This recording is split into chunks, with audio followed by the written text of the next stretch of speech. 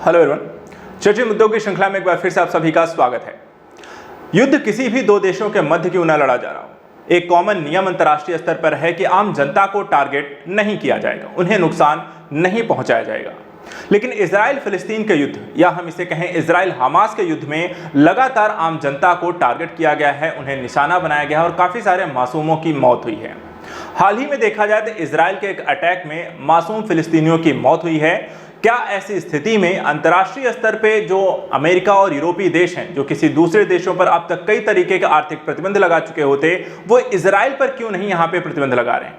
संयुक्त राष्ट्र संघ जैसी संस्थाएं क्यों यहां पर ऐसे मुद्दों पर मौन है? आज हम इसी मुद्दे को लेकर के यहाँ पर विश्लेषण करने जा रहे हैं। इजराइल हमास के इस ताजा घटनाक्रम में मासूम फिलिस्तीनियों की मौत कब रुकेगी? सबसे पहले यहाँ पे नजर डालें जो घटनाक्रम यहाँ पे डेवलप हुई है। इजराइल के प्रधानमंत्री बेंजामिन नेतन्याहू ने स्वयं यहाँ पर आके से स्वीकार किया है। जंग शुरू होने से ये पहली बार यहाँ पर है जहाँ पे इजरायली प्रधानमंत्री के द्वारा ये स्वीकार किया गया है कि गाजा में फिलिस्तीनियों की मौत को गलत बताया। एक तरीके से यहाँ पे उन्होंने अपनी गलती को स्वीकार किया है। इजरायली जो संसद है जिसका नाम यहाँ पे नीसेट है, इस नीसेट में यहाँ पर भाषण देते हुए नेतन्याहू ने कहा, निर्देश लोगों को चोट न पहुंचाने की हमारी कोशिशों के बावजूद शनिवार रात हमसे बड़ी यहाँ पर गलती हुई है। ऐसा क्यों? क्योंकि शनिवार को इजरायली सैनिकों के द्वारा यहाँ पे सेना के द्वारा गाजा के राफा में यहाँ पे एक स्ट्राइक की गई थी। इस मिसाइल स्ट्राइक में देखें तो 45 फिलिस्तीनियों की मौत हुई है और 200 से ज़्यादा यहाँ पे लोगों को घायल यहाँ पर दिखाया गया है। काफ़ी सारी इमेज और तस्वीर यहाँ पर हमें देखने को मिली है। इजरायली सेना ने ये स्ट्राइक एक कैंप पर की थी, इसमें गाजा के बेघर लोग रह रहे हैं और स्ट्राइक के बाद लोगों की जली हुई लाशें यहाँ पे लगातार निकाली जा रही हैं। और ऐसी विभत्स घटना को लेकर क्या किसी देश को उसकी यहाँ पर उसकी सेना को या वहाँ के उसके प्रधानमंत्री को यहाँ पर जिम्मेदार ठहराया जा सकता है? देखिए, आईसीसी ने यहाँ पर लगातार पर अंतर्राष्ट्रीय क्रिमिनल कोर्ट के द्वारा भी नेतन्याहू पर एक तरीके के प्रतिबंध लगाने रोकने के यहाँ पे एक दबाव बनाया गया है। वहीं दूसरी तरफ इस युद्ध के बाद भी इजराइल का इसमें क्या कहना है? कहा गया है कि जब तक मकसद पूरा नहीं होगा जंग नहीं रुकेगी। यानी कि ऐसी गलती होने के बावजूद देखें, नेतन्याहू ने कहा है कि वो इस जंग को तब तक नहीं रोकेंगे जब तक उनका एक मकसद पूरा नहीं हो जाता, जो कि हमास की सभी यहाँ पर आपके कैंपों को या फिर हम कहें कि उनके जितनी भी बटालियंस हैं उनको नष्ट नहीं कर दिया जाता है पूरी तरीके से। वहीं संयुक्त राष्ट्र संघ की जिसकी जिम्मेदारी है अंतर्राष्ट्रीय स्तर पर किसी भी युद्ध, जो कि द्वितीय विश्व युद्ध के बाद जिसका गठन किया गया था कि ऐसे किसी भी युद्ध को होने से रोकना, उनका क्या कहना है? तो यहाँ पे देखिए, संयुक्त राष्ट्र संघ के चीफ एंटोनियो गुटेरेस ने इजराइल के तुरंत हमले रोकने की यहाँ पर मांग की है और कहा है कि गाजा में ऐसी कोई जगह नहीं बची है जिसे सुरक्षित अब कहा जा सके। राफा में बन रहे हालातों पर यूएन सिक्योरिटी काउंसिल की भी बैठक यहाँ पर बुलाई गई है, लेकिन ये बैठकें होंगी, निर्णय क्या आएगा, कितने कड़े होंगे, क्या इजराइल पर प्रतिबंध लगेगा, अब भी सवालिया निशान है। ऐसी घटनाएं होते हुए भी अंतर्राष्ट्रीय स्तर पर इजराइल के विरुद्ध कोई भी कड़े यहां पर निर्णय नहीं लिए गए हैं, जबकि अंतर्राष्ट्रीय स्तर पर लगातार दबाव जरूर यहां पर बढ़ाने की कोशिश की गई है। बात करते हैं क्या इजराइल पर प्रतिबंध लग सकता है, इसके क्या अनुमान है और किस तरीके के प्रतिबंध हो सकते हैं और अंतर्राष्ट्रीय स्तर पर क्या यहाँ पर यह सिनेरियो बन रहा है। तो देखिए, राफा में मासूमों पर यह स्ट्राइक के बाद इजराइल पर पाबंदियों का खतरा जरूर बढ़ा है और आयरलैंड के विदेश मंत्री ने बताया है कि यूरोपीय यूनियन के विदेश मंत्री सोमवार को ब्रसल्स में मीटिंग करेंगे और इजराइल पर पाबंदियों के लगाने पर इस मुद्दे पर यहाँ पे चर्चा की जाएगी।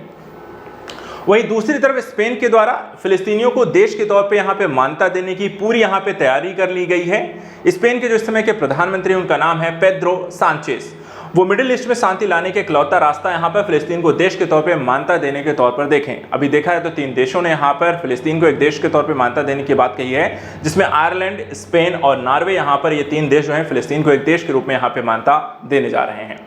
और इसके बाद यहाँ पे इजराइल ने इन देशों से अपने राजदूतों को वापस बुला लिया और इनके साथ जो संबंध है वो यहाँ पर देखा जाए तो अच्छे फिलहाल नहीं चल रहे हैं। बात करें कि यहाँ पर कुछ समय पहले इस स्ट्राइक करने से पहले तेल अवीव पर भी यहाँ पर हमास के द्वारा स्ट्राइक की गई थी और पिछले 5 महीने में देखा जाए तो तेल अवीव कभी भी सायरन की आवाज़ यहाँ पे नहीं सुनी गई थी। ऐसे में आज अचानक यहाँ पे सायरन बजा। इजरायली सेना ने शुरुआत में कई खास जानकारी नहीं है, लेकिन बाद में पता चला कि वहाँ पे 8 रॉकेट हमले यहाँ पर किए गए हैं और ये जो हमले किए गए वो सेंट्रल इजराइल पर किए गए थे और हम कई हमलों को यहाँ पर रोकने में सफल रहे। साथ ही इजरायली इमरजेंसी मेडिकल जो सर्विस जो है हताहत लोगों के यहाँ पे सूचना नहीं दी है कि किस तरीके के यहाँ पर क्या हमले हुए और इजराइल के पर ये जो अटैक किया गया था, जो इजराइल ने यहाँ पे इसकी जवाबी कार्रवाई के रूप में ही राफा पर यहाँ पर अटैक किया जिसमें मासूमों की मौत हुई है। देखा जाए तो इससे पहले यहाँ पर इजरायली कुछ सैनिकों को बंधक बनाए जाने को लेकर के एक वीडियो भी हाल ही में जारी किया गया था हमास के द्वारा, जिसके कारण कहीं ना कहीं इजराइल एक बार फिर से यहाँ पर इस तरीके का अटैक करने के लिए ज़्यादा यहाँ पर एक तरीके से हम कह सकते हैं तैयार हुआ। उसने नए प्लान बनाए और ऐसे ही में एक गलती यहाँ पर उन्होंने कर दी है।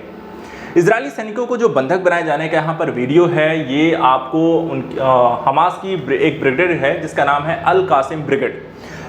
इस ब्रिगेड ने इजरायली देश सेना को गाजा में कई इजरायली सैनिकों को बंधक बनाए जाने का यहाँ पे दावा किया था। और ये जो जानकारी यहाँ पर दी गई शनिवार की है, जहाँ पे हमास की अल कासिम ब्रिगेड के प्रवक्ता अबू उबैदा ने एक रिकॉर्डेड मैसेज के जरिए इसकी जानकारी यहाँ पर दी। इसमें यह भी कहा गया था कि लड़ाकों ने शनिवार को उत्तरी गाजा के उबालिया में लड़ाई के दौरान कई इजरायली सैनिकों को मार दिया है और कई को यहाँ पर पकड़कर बंधक बना लिया है। कितने सैनिकों को अगवा किया गया है इसकी फिलहाल यहाँ पे कोई जानकारी नहीं है।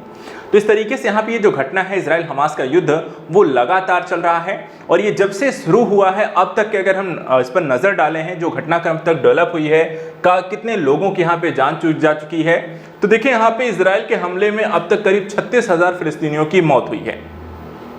और यहाँ पे देखें तो इजराइल ने खिरबेत अल अदास इलाके में स्ट्राइक की थी शनिवार को। मिसाइल किस्ता परिवार के घर पर जा गिरी और इसमें से एक बच्चे और 6 फिलिस्तीनियों की मौत हुई। इसके अलावा 7 महीने से जारी हो जो जंग है वो करीब 7 महीने हो चुके हैं और इस जंग में अब तक देखें तो करीब 5,900 फिलिस्तीनियों की मौत हुई है, 80,000 से ज़्यादा घायल हुए हैं। राफा पर हमले के बाद हम देखें तो 8 लाख लोग जो है शहर को छोड़कर जा चुके हैं। राफा पर हमला इजराइल की हमास के खिलाफ यहाँ पर देखा जाए तो आखिरी जंग के तौर पे या जंग के आखिरी पड़ाव के तौर पे देखी जा रही है और इजराइल यहाँ पर इसको जब तक जीत नहीं लेगा तब तक यहाँ पे रुकने का वो नाम नहीं लेगा। इजराइल ने यहाँ पे एक तर्क भी दिया है कि हमास के पास जो टोटल है उनके पास 24 बटालियन थी और इसमें से अब तक उन्होंने 4 जो बटालियन है वो अब राफा में यहाँ पे छिपी हुई हैं और इनके खात्मे के लिए राफा पर यहाँ पे ऑपरेशन चलाया जा रहा है। यानी कि यहाँ पर जब तक इनकी सारी बटालियन को खत्म नहीं कर देगा तब तक इजराइल यहाँ पे रुकने वाला नहीं है। वहीं चलिए बात करते हैं जो यहाँ पे इजराइल पर हाल ही में अटैक किए गए कुछ समय पहले, वो किस ब्रिगेड के द्वारा जिसकी हम बात करें वो कौन है और इनकी यहाँ पे क्या खासियत है। देखिए इनका नाम है अल कासिम ब्रिगेड, जिसके लड़ाके यहाँ पे पाइप से भी रॉकेट बना लेते हैं। कहा जाता है कि हमास की बेहद क्रूर माने जाने वाली मिलिट्री विंग अल कासिम ब्रिगेड के जो चीफ हैं वो है मोहम्मद देफ। यहीं से 7 अक्टूबर को इजराइल पर हमले का ये मास्टरमाइंड रहा और अल कासिम ब्रिगेड को 1991 में बनाया गया था और इसका नाम फिलिस्तीनी मुजाहिदीन इज़्ज़ अल-दीन अल कासिम के नाम पर रखा गया था। अमेरिकी खुफिया एजेंसी, जिसको हम CIA के नाम से भी जानते हैं, उनके अनुसार कहा गया था कि अल कासिम के लड़ाके हथियार बनाना जानते हैं। वो हमले में सबसे ज़्यादा रॉकेट और ड्रोन का यहाँ पर इस्तेमाल करते हैं और इन लड़ाकों को रॉकेट IED बनाने में महारत हासिल है। वहीं अल कासिम ब्रिगेड के पाइप से भी यहाँ पे ये रॉकेट बना सकते हैं, जो कि इनकी यहाँ पे खासियत है। इसके अलावा 1994 से 2000 तक अल कासिम ब्रिगेड ने इजरायलियों के खिलाफ देखा जाए तो कई बड़े हमलों को भी अंजाम दे चुके हैं। 2005 में देखें तो इजरायली सेना के गाजा पट्टी से अपने सैनिकों को वापस बुलाने के बाद से अब तक इजराइल ने गाजा में 6 बड़े हमले किए हैं और 2012 में ऐसे ही एक बड़े हमले में अल कासिम चीफ अहमद जबारी यहाँ पर मारा गया था। तो फिलहाल जो घटनाक्रम है, इजराइल फिलिस्तीन या इजराइल हमास का युद्ध, मासूम फिलिस्तीनियों की मौत, इजराइल कब यहाँ पर रुकेगा और कब यहाँ पे आम जनता को टारगेट होने से बचाया जा सकेगा? क्या अंतर्राष्ट्रीय स्तर पर इसको लेकर के कोई नियम बनाया जाएगा?